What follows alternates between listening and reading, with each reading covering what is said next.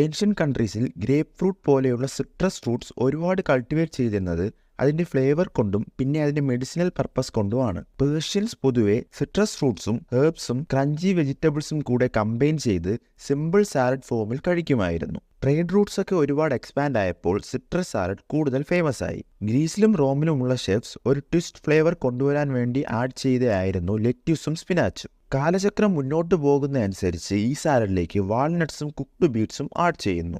വാൾനട്ട്സും cooked ബീറ്റ്സും add ചെയ്യുന്നതിൽ കൂടി കൂടുതൽ ക്രഞ്ചും ഫ്ലേവർ ഡെപ്തും കിട്ടുന്നു.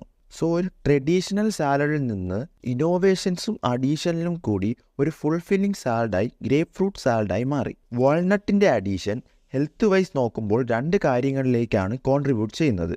1, പ്രോട്ടീൻ്റെ അളവ് കൂട്ടുന്നു. 2, ഡയറ്ററി ഫൈബർ കാരണം ഡൈജസ്റ്റീവ് ഹെൽത്ത് ഇംപ്രൂവ് ചെയ്യുന്നു. ഗ്രേപ്പ് ഫ്രൂട്ടും പിക്കിൾഡ് ഒനിയനും ആഡ് ചെയ്യുന്നത് കൊണ്ട് ബാക്ടീരിയൽ ഇൻഫെക്ഷൻ അവോയ്ഡ് ചെയ്യാൻ സാധിക്കും.